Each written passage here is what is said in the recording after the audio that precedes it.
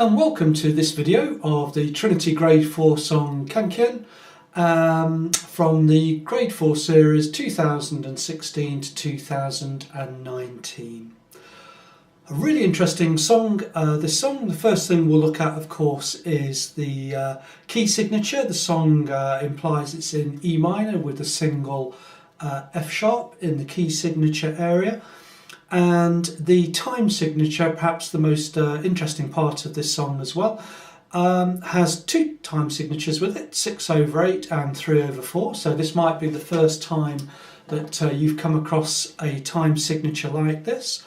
So let's just explain what that means. I think the best way I could probably describe it is to show you how that's been used in songs before. So the first part, 6/8, which you can see in the first bar, goes 1, 2, 3, 4, 5, 6. So that gives us 2 beats in a bar, each split into 3, 6 quavers. The second part, the 3/4, that would obviously just go 1 and 2 and 3 and, or if you wanted to count this way, 1, 2, 3, 4, 5, 6. So you can count in the 1 and style, or 1, 2, 3, 4, 5, 6. The best song that I know that does this was from West Side Story. So it goes la la la la la la America, 1, 2, 3, 4, 5, 6, 1, 2, 3, 4, 5, 6. So there you can see I was just counting in the sixes, but it's the same as counting in the 1 and 2 and style. So we've got 2 beats in a bar, and then across the next bar 3 beats. Okay, so a really nice different style of music that makes it quite interesting for us. Let's have a look straight away. The first thing, as you know, if you've seen my videos before, that I like to do is just to check what chords I'm going to be playing. So the first one is like a C major chord. Halfway through the bar we change to like a D major chord, so D, A, F sharp, so forming that shape. So now that I know that I have to change,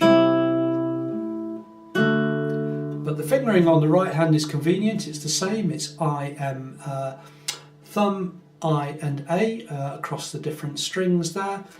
The next chord, like an E minor chord, so I've got a different chord there, got my slurs of course. Then another chord shape that I'm going to be forming, a G, A and B to the F sharp, and then just like straightforward E minor chord, just a little added A on the end there. So what I tend to do is just practice those chord shapes, so I might just play that, to the E minor, then to that G, with the F sharp bass, E minor, and then the A. And there's a repeat of that in bar 5. I won't do the repeats that are written, I'll do it as the exam style, so we'll just be going straight through the song and not playing any of the repeats. Once you've got that and you know where you're comfortable with your right hand, because this song really is quite important for knowing where your right hand fingers are going to go, and we're talking about that in the latter sections as we go along. So let's have a look. We start off with the C part of the chord, and make sure you hold the bass note, and you can see that I planted my fingers on the strings to start with. Give my right hand really nice and steady. D, A, F sharp of course to the E minor chord.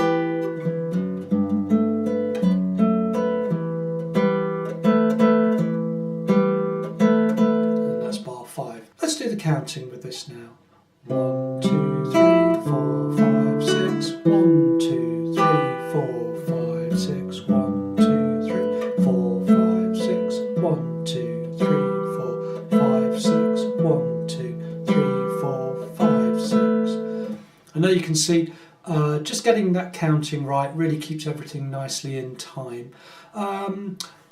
Other technical feature to mention there, of course, is the slur. Just make sure you get a nice, clean, even slur from E to F sharp.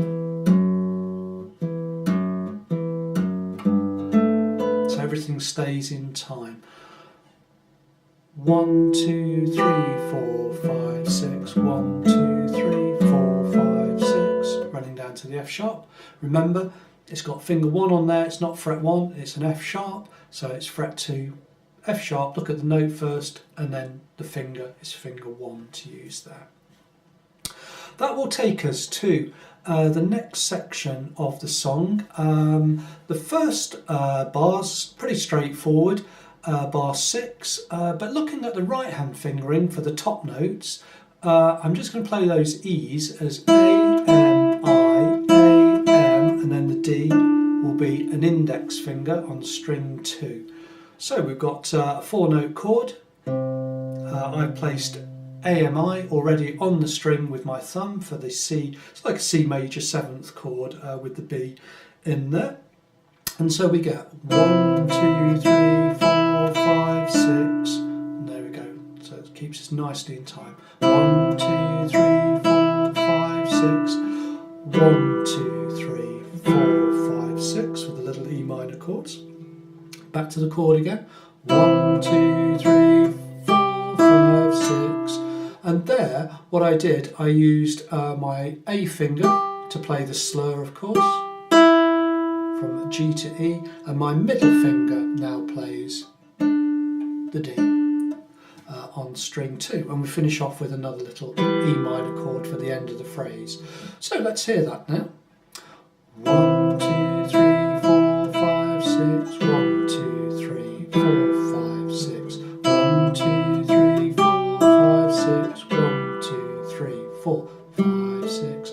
That takes us, of course, into the next little phrase from the end of bar 9 into bar 10. Right, so quite a tricky little section here really now, from bars 10 to 17, just starting at the end of bar 9.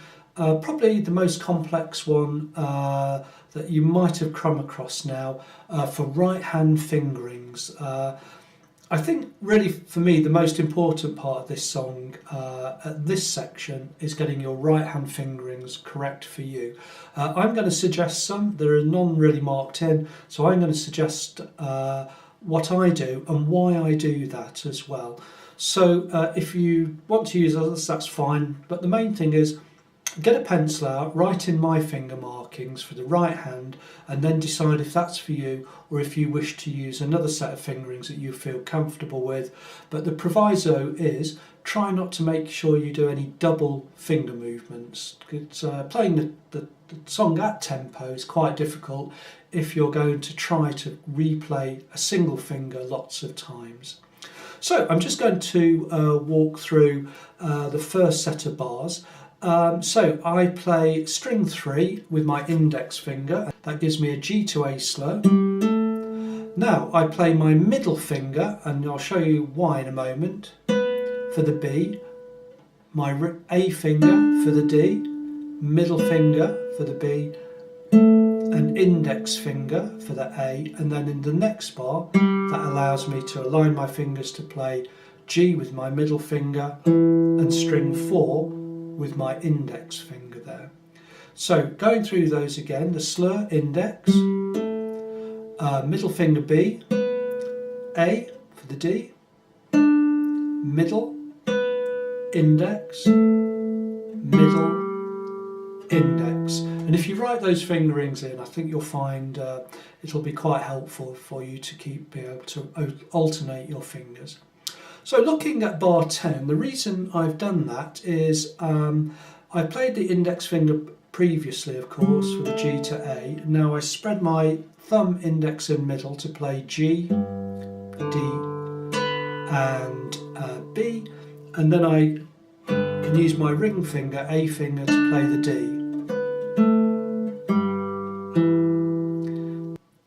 Playing that a little bit more fluently. 4, 5, 6, 1, 2, 3, 4, 5, 6, 1, 2, 3, 4, 5, 6. And there you can see we're back to our 3 beats in the bar. So I think that covers why I do that. You can see that I'm not playing any double fingerings, and that was the reason.